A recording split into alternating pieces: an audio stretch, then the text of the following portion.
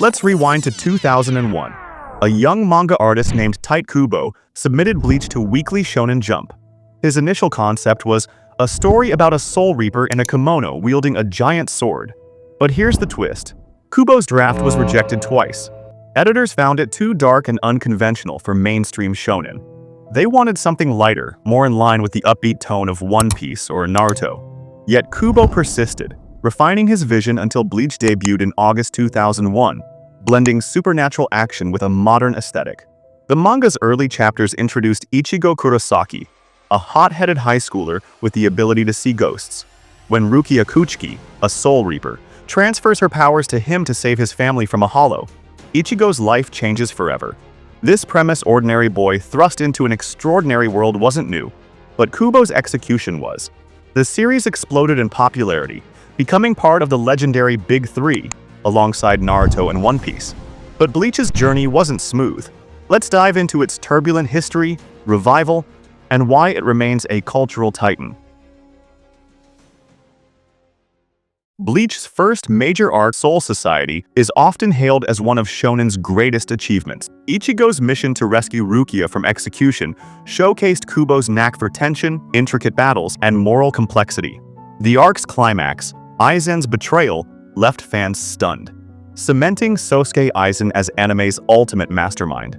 The Soul Society arc wasn't just about fights, it explored themes of loyalty, justice, and the gray areas of morality. Characters like Byakuya Kuchiki and Renji Abarai weren't just villains, they were products of a flawed system, adding depth to the narrative.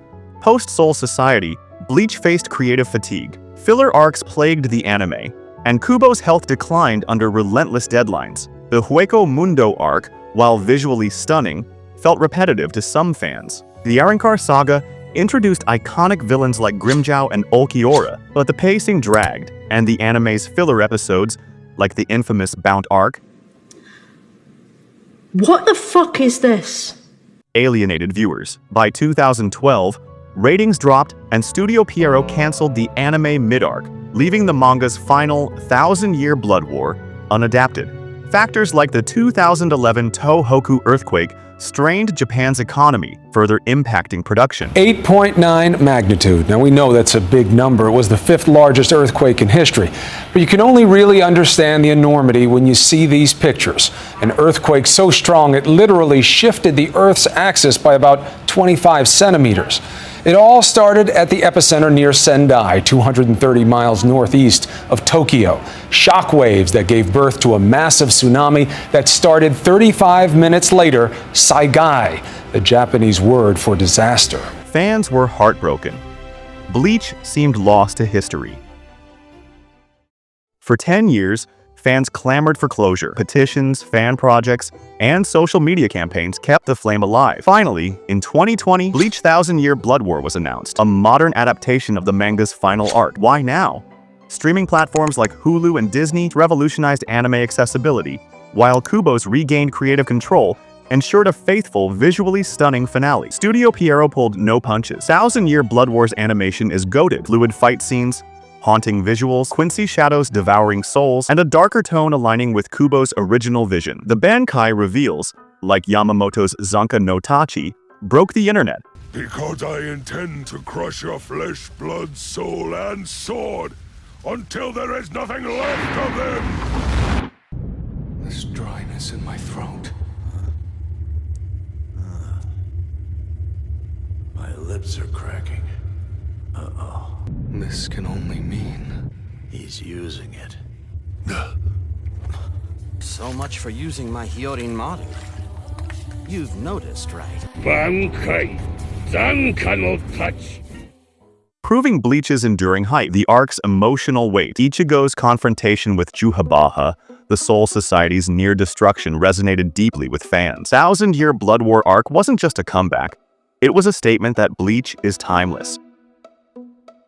Does Bleach deserve its spot in Big Three? Critics argue Bleach lacks Naruto's character depth or One Piece's world building. Sales figures support this. Bleach's 130 million manga sales versus Naruto's 250 million and One Piece's 516 million. Detractors claim its post-Aizen arcs felt repetitive, and Ichigo's no clear goal pales next to Luffy's Pirate King ambition.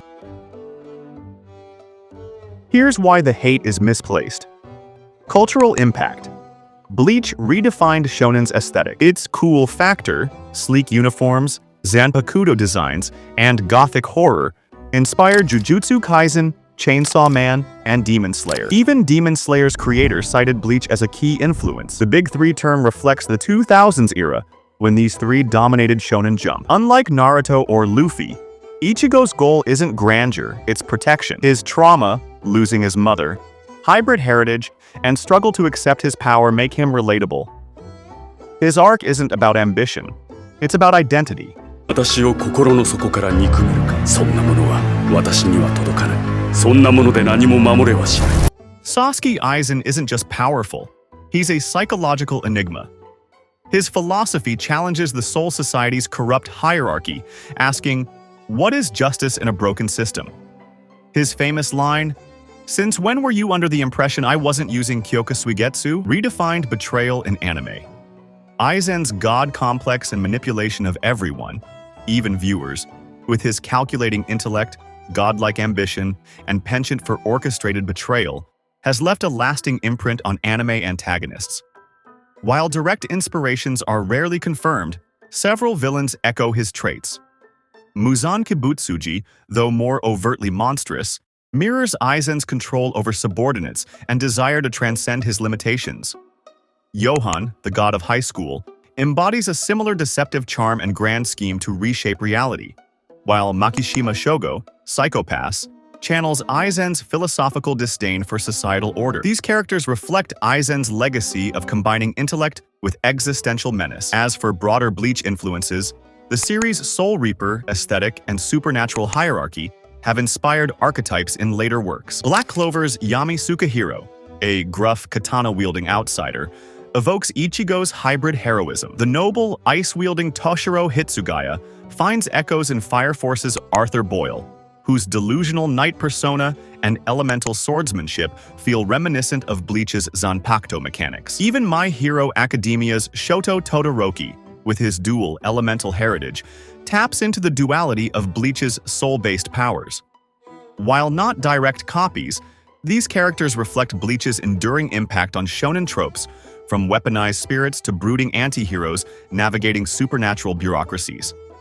Bleach has left an indelible mark on anime, shaping everything from character archetypes to power systems.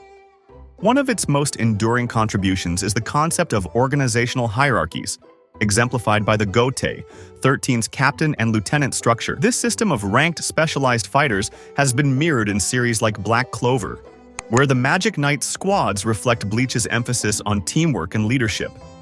Similarly, Demon Slayer's Hashira, elite warriors each representing a unique combat style, echo the Gote 13's thematic focus on guardianship and hierarchy.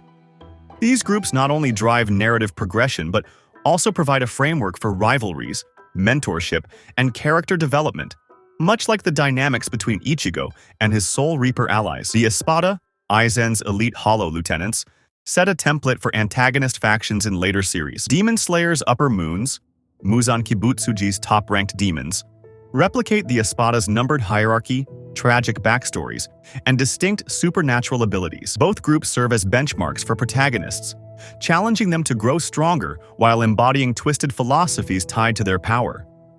This structure has become a staple in shonen storytelling, emphasizing the importance of escalating threats and morally complex villains. Bleach also pioneered the idea of sentient, weaponized spirits through Zanpakuto, which have inspired countless anime weapon systems. Soul Eater's demon weapons and Noragami's regalia borrow the concept of tools with personalities and evolving abilities. Even Fire Force's Arthur Boyle, with his delusional knight persona and Excalibur sword, feels like a playful nod to Bleach's spirit weapon dynamics. These mechanics deepen character bonds and add layers to combat, turning battles into dialogues between wielder and weapon. The series' visual and thematic DNA is equally pervasive. Hollow masks, with their grotesque bone-like designs, influence Tokyo Ghoul's Kaguni masks, which symbolize a character's monstrous transformation. The iconic black Shihakusho robes of Soul Reapers reappear in Jujutsu Kaisen's sleek sorcerer uniforms, blending practicality with supernatural flair. Even Bleach's signature attacks, like Byakuya's petal-based Senbonzakura, find echoes in Demon Slayer's love-breathing techniques and Black Clover's Windblade spells, showcasing how its aesthetic innovations became industry standards. Creators have openly acknowledged Bleach's impact. Jujutsu Kaisen's Gege Akutami cites it as a major influence, evident in the series' focus on cursed energy, akin to Reiatsu, and character designs like Sukuna, whose feral aggression and love for chaos mirror Grimmjow's. Similarly, Blue Exorcist's duality of human and demon realms mirrors Bleach's balancing act between the living world and soul society. These homages highlight how Tite Kubo's world-building became a blueprint for supernatural storytelling.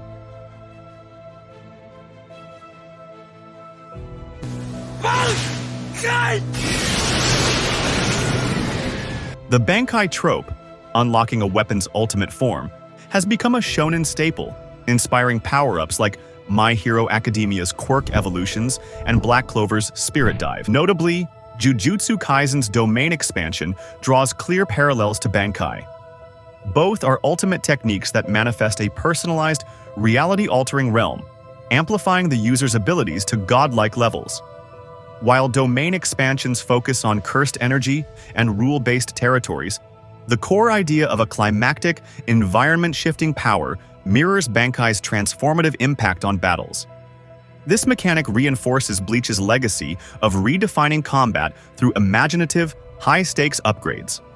Finally, Ichigo's hybrid identity, human, Shinigami, Hollow, Quincy, paved the way for protagonists straddling dual worlds. Tokyo Ghoul's Ken Kaneki, human ghoul, and the Chainsaw Man's Denji, human devil, embody this theme, grappling with existential duality and societal rejection. These characters, like Ichigo, symbolize the tension between humanity and monstrosity, a narrative thread that resonates deeply in modern anime. From its intricate lore to its iconic aesthetics, Bleach remains a cornerstone of the genre. Its influence woven into the DNA of supernatural action, whether through weaponized spirits, hierarchical factions, or reality-bending power-ups. Kubo's vision continues to shape how anime explores the boundary between life, death, and the realms beyond. Tite Kubo's art is unmatched. From Ichigo's evolving Bankai designs to the Espada's haunting motifs, Okiora's nihilism, Grimmjow's ferocity, every panel oozes style. His use of negative space and sharp contrasts influenced manga's visual language. Bleach's OSTs are legendary. Tracks like Number 1 and Senna blend rock, orchestral, and haunting vocals to amplify emotional beats. Italian Olympian Erika Fasana used Bleach's music in her 2024 routine, breaking the internet. Merchandise, spin-offs, and beyond. From the Burn the Witch spin-off to video games like Bleach, Soul Resonance, the franchise thrives. TUABW's success even briefly made Bleach MyAnimeList's #1 anime. Bleach isn't just a show, it's a movement. Its cancellation, revival, and eternal debate about its worth mirror Ichigo's own journey. Flawed, resilient, and unforgettable. Whether you crown it Big 3 royalty or not, Bleach's mark on anime is indelible. So, hit that like button if you agree, and remember, we are all like fireworks. Each of us rises, shines, and fades away.